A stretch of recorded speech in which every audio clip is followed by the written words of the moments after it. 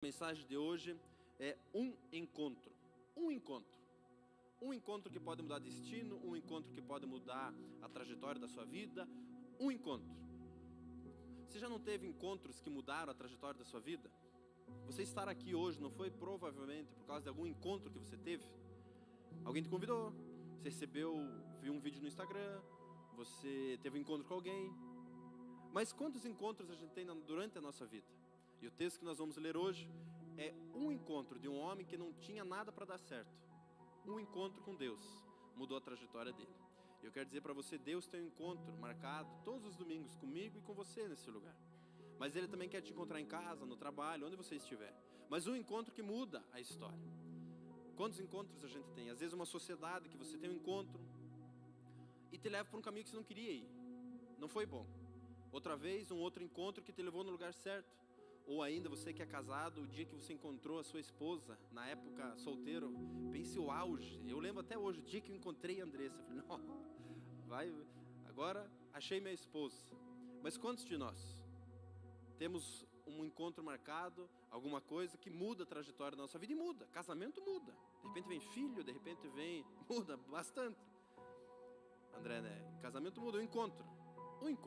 Mas o texto que nós vamos ler são os de repente de Deus, um encontro de Deus. Talvez hoje você ainda não teve um encontro, mas você recebeu um e-mail que mudou a trajetória, recebeu uma ligação, um WhatsApp. E Deus quer mudar. Deus tem um de repente para mim e para você. Exemplos bíblicos. A viúva, pobre, ela ia morrer, de repente ela encontra um homem de Deus. E ali começa a acontecer a transformação, o milagre do azeite. E não para, porque ela encontrou um homem de Deus. Um encontro que salvou aquela mulher e o filho dela, a criança, queriam morrer naquele dia. Outro encontro é de um casal de noivos, está no casamento, acaba o vinho.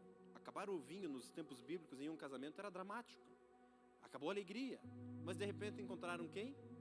Jesus Cristo. E o que aconteceu? Água se transformou em vinho e a festa continuou. Que encontro você precisa na sua casa?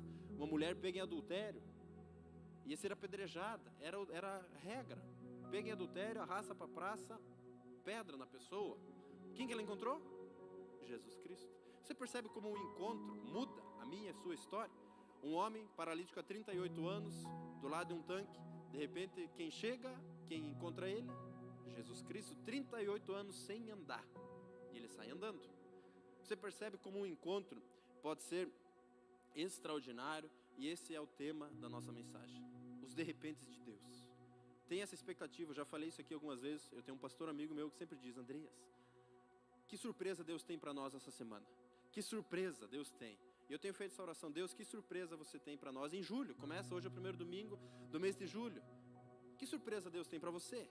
Para tua esposa, para teu marido, para tua empresa, para o teu trabalho, para o seu chefe? Que surpresa Deus tem? E é interessante que o texto que nós vamos ler fala de um homem que estava há 40 anos escondido. Ele era gago, tímido, e Deus usou esse homem para conduzir quase 2 milhões de pessoas para sair do Egito e chegar à Terra Prometida. Um encontro. Se hoje ter 10 mil seguidores já é legal, imagine esse homem que conduziu quase 2 milhões de pessoas, sem conseguir falar direito, sem ser bom de comunicação, mas Deus teve um encontro com ele e mudou a trajetória. Então talvez você se sinta gago, tímido, Deus tem um encontro com você, e é o que nós vamos ler. Êxodo capítulo 4, versículo 1. Êxodo 4, 1. Nós vamos ler 4 versículos. Êxodo capítulo 4, versículo 1.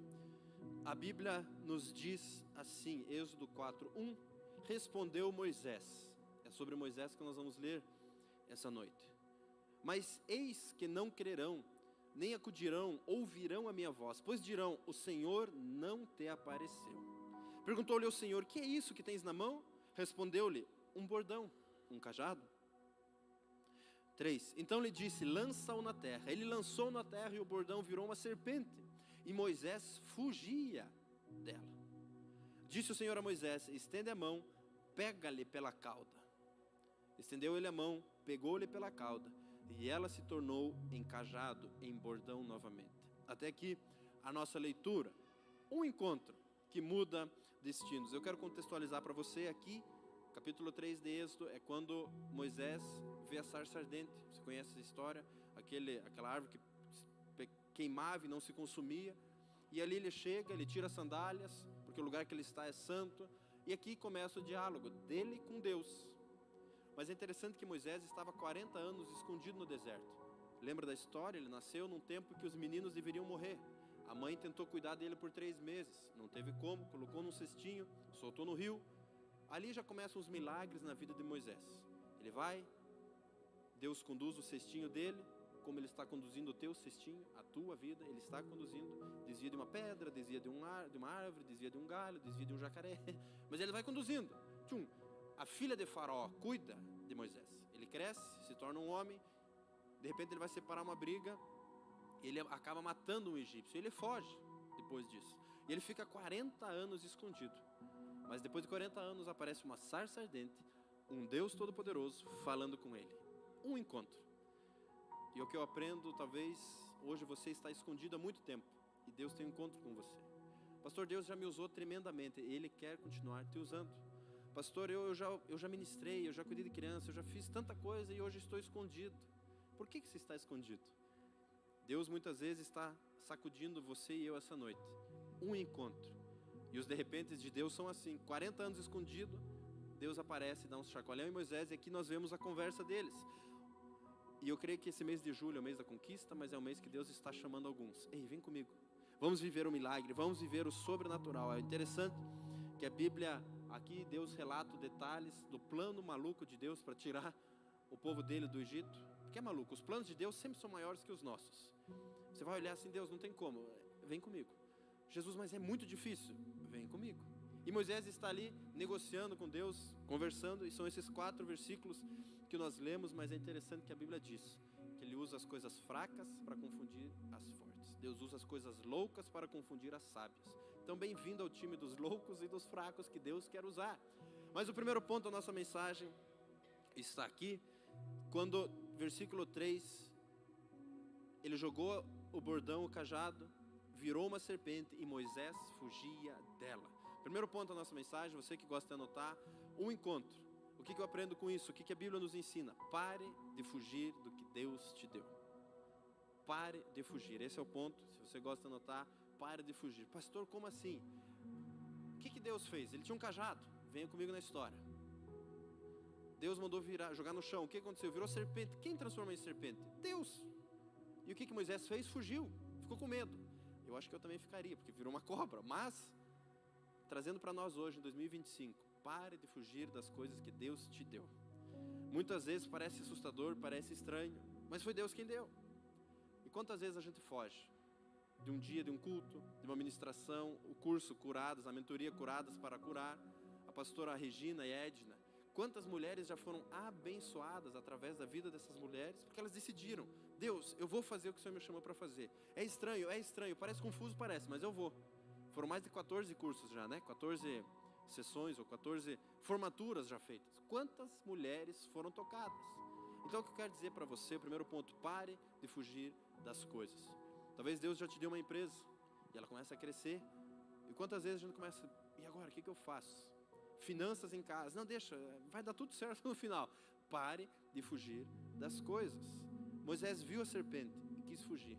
Deus mandou ele pegar de volta. Preste atenção a algumas áreas da minha e da sua vida que nós temos fugido. Deus, ajudar na igreja, no trabalho. Eu lembro quando eu fiz 18 anos, o meu desespero era alistar no exército. Eu queria fugir de todo jeito, mas não tem como, você tem que encarar. Que área você tem fugido ou tentado fugir? Talvez tua esposa, teu marido, teus filhos. Ei, hoje Deus está te chamando, pare de fugir. Deixa eu te mostrar um milagre. Você sabe a história, nós lemos a história. A serpente vai voltar a ser cajado. Mas muitas vezes a gente fica fugindo. Pare de fugir, de liberar perdão. Talvez uma ligação, uma visita. Às vezes uma conversa que a gente tenta fugir. Você olha alguém, olha para o outro lado, desvia. Pare de fugir das coisas, do vestibular, do casamento, de abrir um novo negócio, de assumir um grupo familiar, de ir num grupo familiar. Pare de fugir. Mas outro exemplo de um homem que não fugiu foi Davi. Davi, quando foi matar Golias, o que ele foi fazer? Ele foi levar almoço para os seus irmãos. Foi o que a Bíblia falou, levar a marmita, levar o lanche. De repente ele vê um gigante. E ele fala, o quê? eu não vou fugir desse gigante. Talvez os meus irmãos estão fugindo, mas eu não vou fugir. Queridos, são esses desafios enormes que nos fazem crescer. E Deus está chamando alguns de nós para esses desafios que parecem enormes, mas você vai derrubar esse gigante. Pare de fugir. Outra pessoa que não fugiu, Jesus Cristo, ele podia ter fugido. Imagine, coroa de espinhos, cada chicotada, cada insulto, cada prego, ele podia no primeiro, talvez se fosse nosso, chega, não brinco mais, podia descer, podia, e não fugiu. Você percebe? Não fuja, que no mês de julho, que você não fuja dos desafios. Pastor, mas é muito desafiador. Bem-vindo ao time. Mas não fuja do que Deus te entregou. Pare de fugir, encare os desafios e vença. Eu creio que Deus está nos chamando para viver na prática o Evangelho. Viver na prática, às vezes a gente parece faculdade, na teoria é lindo. Você sai da sala, agora é vida real. Talvez você aqui está comigo, é a teoria, mas lá fora é a vida real. Não fuja. Próximo dia de trabalho, quando você for no Uber, ore com aquela pessoa. Talvez Deus inquietou você para orar no Uber que você estava vindo para cá e você não orou. Ore a próxima vez. Às vezes a gente fica com vergonha, mas o que vão falar de mim? Igual Moisés. Pare de fugir. Uma oração. Ore com pessoas, abençoe pessoas. Talvez você venha de algum outro lugar e fica assim, Deus, será que eu vou? Será que eu não vou? Pare de fugir do que Deus já te entregou. Talvez um outro exemplo para você entender melhor, Abraão e Isaac. Abraão foi sacrificar Isaac.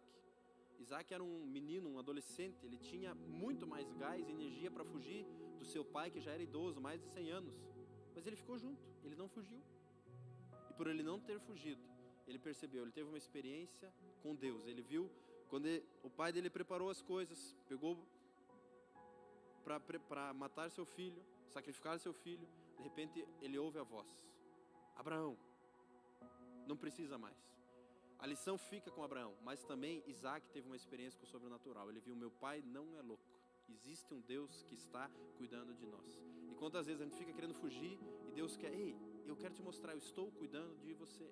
Pastor, mas parece que estão querendo me sacrificar. Deus está cuidando de você. Pastor, querem tirar minha vida. Deus está cuidando de você.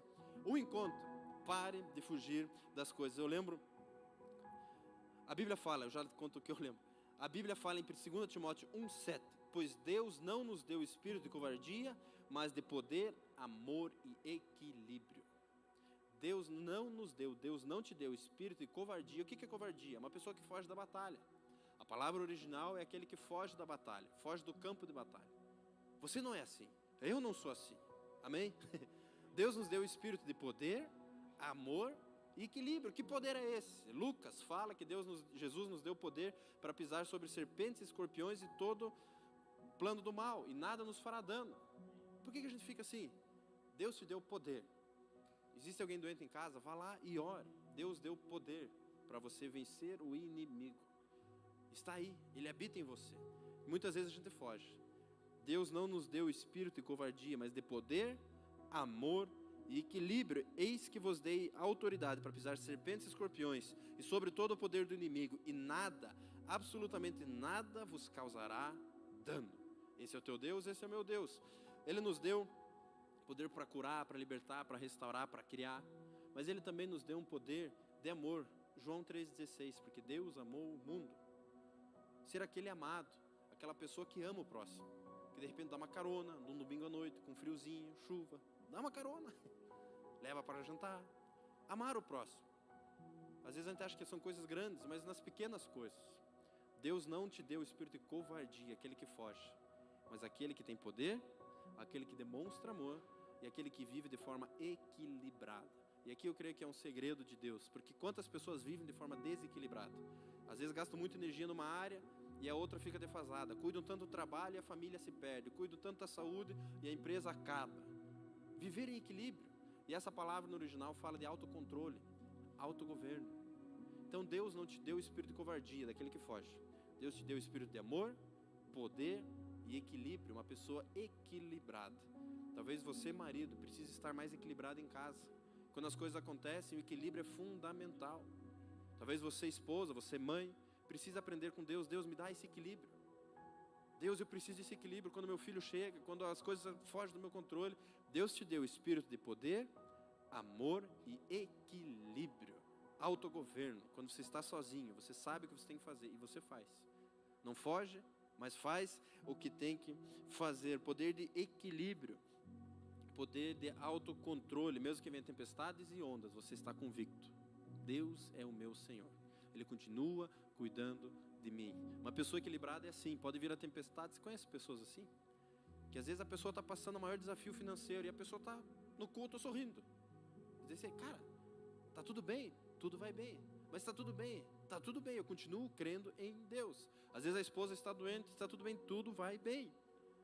Poder de amor, espírito de amor, poder e equilíbrio. E que a gente possa viver assim em 2025. Mas você e eu não somos daqueles que fogem, amém? Não fuja das coisas que Deus te deu. Lembre-se, Moisés estava com o cajado, Deus transformou em serpente. E Moisés quis fugir, Deus mandou ele pegar de volta. Essa é uma noite que de repente Deus está mexendo com você, para você pegar de volta algumas coisas que você tem fugido, o controle de algumas coisas que você tem tentado escapar. E o que eu lembro é que quando eu era adolescente, pense alguém que tinha pavor de ir para retiro, era eu. E eu era o filho do dono da chácara, então tudo era meu favor, mas eu não gostava, tinha desespero de ir para um retiro. E fui em vários, milhares, mas era um drama. E eu tenho algumas memórias, mas eu lembro, minha mãe era mais cruel, assim. Ela me largava no ônibus e ia correndo, porque sabia que eu ia ficar chorando se ele ficasse. Mas um desses retiros, de repente eu olho minha mãe indo embora, eu falei: morri. Já era, game over, nunca mais volto para casa. Pense o drama, né? E minha irmã mais nova feliz, indo para o retiro. Mas de repente, num retiro desse, 18/11/2006, eu tive um encontro com Deus que mudou minha história. 18/11/2006. Eu fui empurrado para aquele retiro, fui. Mas eu fui no encontro e não fugi. E tive uma visão, tive uma noite maravilhosa, que mudou minha história. Deus, eu quero gastar a minha vida pelo Senhor. Você percebe? Pare de fugir das coisas que Deus te deu. Segundo ponto da nossa mensagem: acredite. Você leu comigo que Moisés, conversando com Deus, ele joga o cajado, mas Deus fala: eu vou te usar. Versículo 1: mas eis que não crerão, nem acudirão à minha voz. Deus, o Senhor chamou a pessoa errada. Acredite no chamado de Deus na sua vida. Versículo 13 desse mesmo capítulo, Moisés responde: Senhor, envia aquele que has de enviar, menos a mim. Acredite que Deus te chamou. Quantas vezes Deus nos chama e a gente duvida? Deus, manda outro, põe o Andreas lá, não eu. Queridos, tem lugares que você vai que eu não consigo entrar. Tem lugares que você tem acesso e eu não. E Deus colocou você lá. Acredite no chamado que Deus depositou em você. Segundo ponto: primeiro, pare de fugir. Segundo, acredite. Creia no Deus que te chama.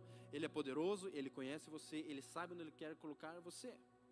Essa semana eu fiz uma visita com a Andressa, uma moça aqui da igreja, num consultório lindo, um lugar assim muito bonito. E conversando e orando e conversando com a pessoa, talvez, puxa, eu fui para lá, fui para cá, mas você olha, é uma pessoa que acreditou. É assim, um milagre, eu fiquei chocado com o lugar, lindo, atendendo pessoas do Brasil inteiro, porque acreditou. Quantas vezes a gente se encolhe e Deus de repente está chamando: ei, eu quero chamar você para algo extraordinário. Moisés estava duvidando e Deus disse: acredite. Outra história que nós temos na Bíblia é Gideão, Juízes 6. É quando o anjo aparece para Gideão: ei, poderoso guerreiro, vem comigo. Só que se você ler o texto, Gideão estava num buraco, com medo, escondido. E Deus fala: poderoso guerreiro, vai nessa tua força.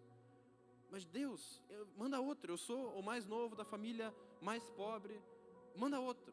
E Deus fala: é nessa tua força que você vai, acredite. E talvez hoje você está nem nesse dilema, Deus está chamando você para algo novo, e você está negociando. Acredite no poder que Deus depositou em você, no teu chamado. E é interessante que a fé vem pelo ouvir, é o que a Bíblia diz. A fé vem pelo ouvir. O que você tem dado ouvido? A Bíblia diz em Romanos que você é mais que vencedor, em Salmos que tudo que você faz prospera, em Josué, onde tocar a sola dos seus pés será seu, em Samuel, pede-me as nações, te darei por herança, Deuteronômio, bendito ao entrar, bendito ao sair, bendito no campo, bendito na cidade. Quantas vezes a gente ouve as vozes à nossa volta e duvida? Preste atenção que você tem ouvido. Lembre-se, Deus está nos chamando para um encontro essa noite. Não fuja, acredite.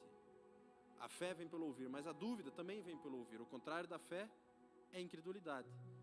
E quantas vezes a gente ouve mais as vozes? Talvez você já ouviu: você é igualzinho ao teu pai, você não vale nada. Jogue isso fora. Não aceite essa palavra. Você é igualzinho ao teu tio. Jogue isso fora. Acredite em quem Deus diz que você é.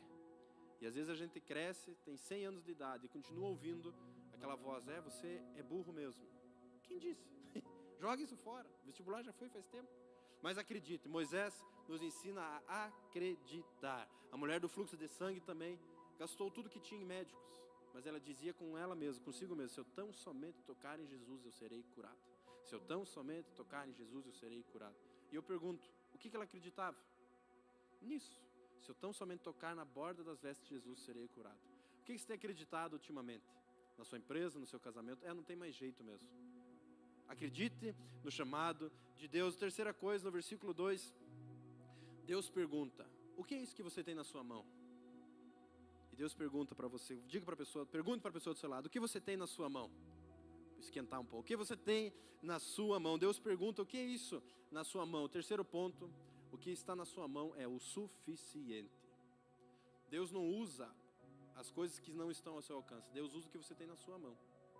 Moisés não tinha iPhone, Moisés não tinha cartão de crédito, Moisés não tinha microfone. Moisés, o que ele tinha? Um cajado. E é com esse cajado que eu vou vencer. E eu quero dizer para você, Deus está usando o que você tem na sua mão hoje. E muitas vezes a gente ora: Deus, me dá um carro. Daí você ganha o carro. Deus, me dá mais um carro. Você ganha o carro. Deus, me dá uma casa na praia. Quando tiver casa na praia, e fica. Deus quer usar o que você tem na sua mão hoje. Pastor, o que eu tenho na minha mão é só tempo. É com o tempo que você vai vencer. Pastor, eu só tenho o Instagram. Moisés nem Instagram tinha. Use o que você tem na sua mão. O que está na sua mão é suficiente. Deus pergunta para Moisés: o que é isso na sua mão?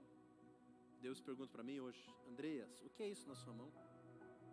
Talvez seja um casamento, talvez seja uma empresa, talvez seja um contrato, talvez seja um microfone. O que é isso na sua mão? Talvez seja uma roda de amigos. A Bíblia fala que tudo que vier à sua mão para fazer, faça com excelência. Queridos, Deus usa o que está na sua mão. Quer ver um exemplo bíblico? Multiplicação de pães e peixes. Desespero, fome. De repente, chega um menino, entrega 5 pães e 2 peixes, e o milagre acontece com 5 pães e 2 peixes. Talvez hoje você veio aqui e está pensando o que eu já pensei uma vez. Mas lá atrás eu tinha mais recurso. E agora? Deus usa o que está na sua mão. Deus usa o que sobrou. Pastor, não sobrou nada. Deus usa o nada, mas transforma em tudo. Deus usa o que está na sua mão. 5 pães e 2 peixes para 5.000 homens, mais mulheres e crianças, é nada. E Deus usou. Jesus usou. Quer ver um outro exemplo? Sansão, você conhece a história? Sansão do cabelão, que nem diz que minhas crianças cantam lá em casa. Mas Sansão, a Bíblia diz em Juízes 15, com uma queixada de jumento, um montão, outro montão, com uma queixada de jumento feri 1.000 homens. Sansão aqui estava encurralado, preso. De repente Deus dá a ele uma estratégia: pega essa alçada, e com essa alçada você vai vencer esse exército. Queridos, um osso, uma queixada, ele matou mais de 1.000 homens numa batalha. O que ele tinha na mão? Ezequiel 37, vale dos ossos secos. O profeta não tinha nada na mão. O que ele tinha? A boca. O que ele fez? Começou a profetizar vida sobre aqueles ossos. O que você tem hoje? A sua boca. Comece a declarar vida sobre o seu negócio. Comece a declarar vida sobre o seu casamento. Comece a declarar vida sobre suas finanças.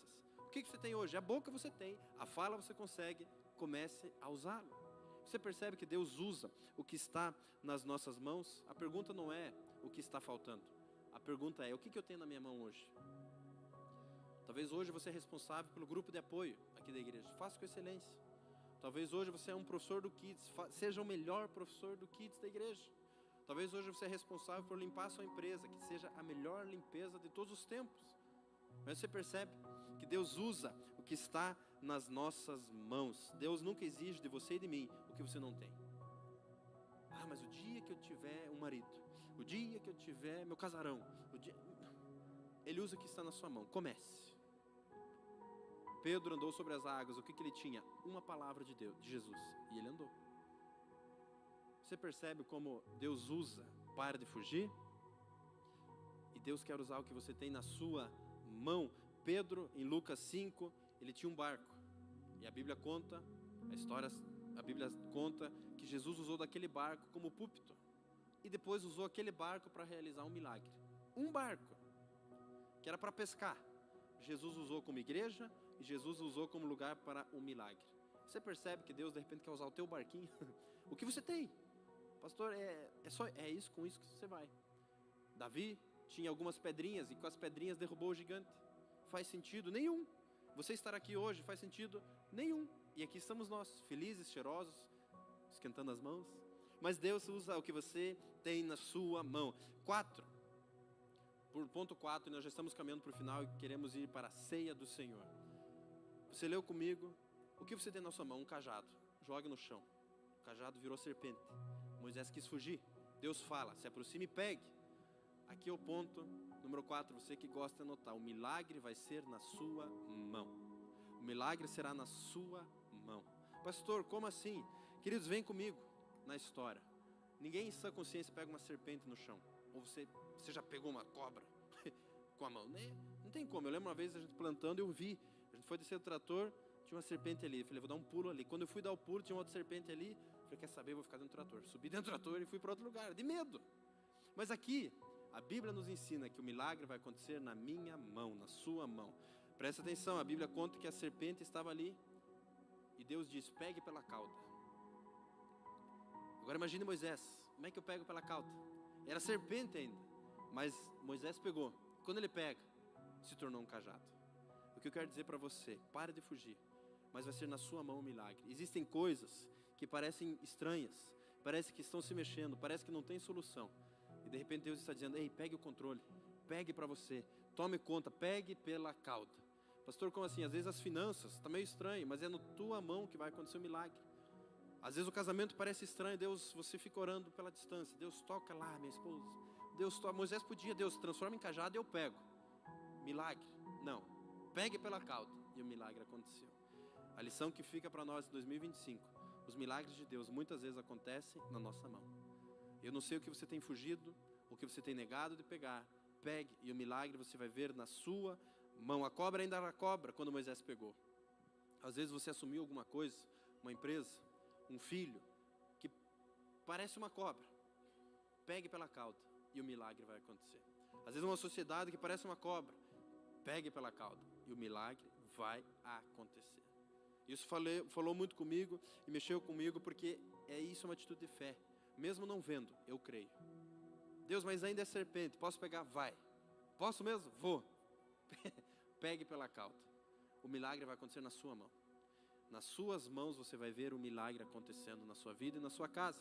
E quantas vezes a gente fica desviando, pegue e deixe o milagre com Deus. Agradeça antes de ter. Às vezes a gente fica esperando o momento perfeito. Mas Deus fala, vai, pegue. Queridos, Moisés viu algo que ninguém nunca viu. Participou de algo que ninguém nunca participou. Mas são experiências com Deus. Quer ver outro exemplo bíblico? Multiplicação de pães e peixes, o milagre. Só que a Bíblia conta que Jesus orou, deu graças e distribuiu o pão. Onde que você acha que aconteceu o milagre? Você acha que começou a chover pão? Começou a voar pão na turma? Não. A Bíblia fala que Jesus entregou para os discípulos. E os discípulos pegaram o pão, partiram o pão e entregaram para a primeira pessoa. Cresceu o pão. Cortou, deu para a segunda pessoa. E o milagre aconteceu aonde? Na mão dos discípulos. O milagre acontece na sua mão. Às vezes a gente fica retendo e Deus está dizendo, compartilhe. Passe à frente e o milagre vai acontecer. O milagre, não temas, crê somente. A viúva do azeite foi multiplicado como? Na mão dela. Ela pegou a botija e virou. Deu certo. Foi na segunda botija. Deu certo. Efeito sonoro. Deu certo. Foi na mão dela. E às vezes a gente fica negociando, pensando muito. Aquele conselho que minha avó já me disse lá atrás, uma vez, eu já contei aqui também. Estava uma situação muito difícil na faculdade, sei lá o que eu estava preocupado com o futuro. Falei com a minha avó, ela falou, Andrias, não pense tanto. Não pense tanto. Apenas creia. E quantas vezes a gente fica querendo entender, Moisés não estava entendendo nada. Mas Deus ia usar ele de forma extraordinária. Você pega por fé.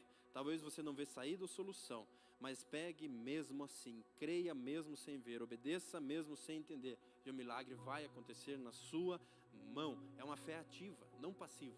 Deus usa, abençoa. É você que Ele está chamando para pegar pela cauda e o milagre vai acontecer. Se você fugir do que te assusta, você pode perder o milagre que Deus quer realizar na sua vida.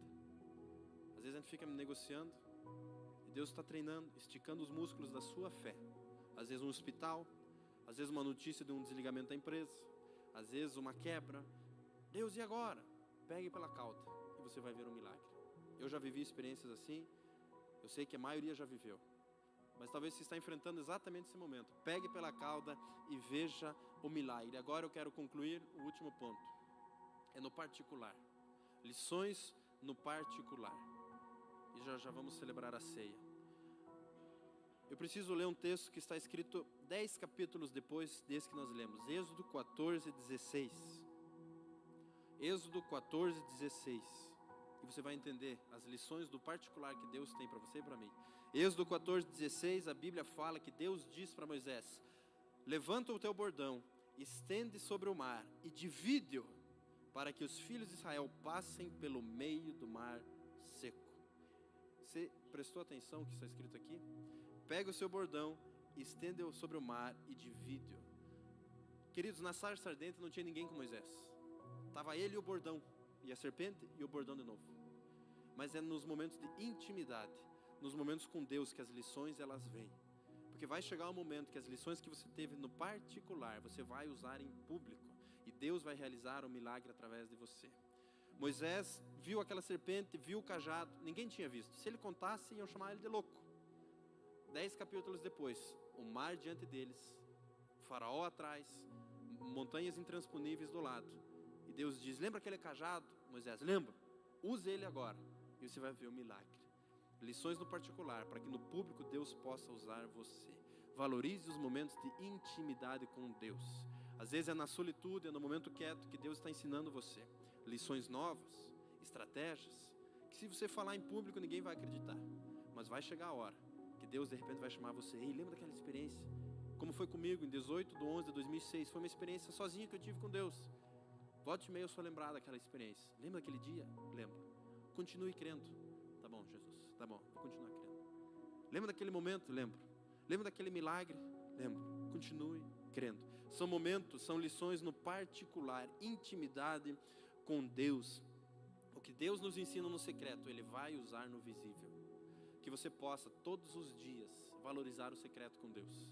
E minha oração é que nesse segundo semestre nossa igreja seja conhecida como um ponto de avivamento, de unção, do Pentecoste, do fogo de Deus.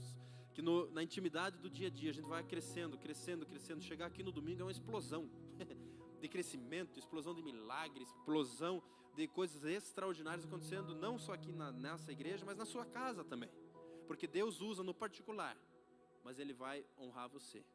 De repente no público, Ele vai colocar você para realizar um milagre que ninguém imaginava, ninguém esperava.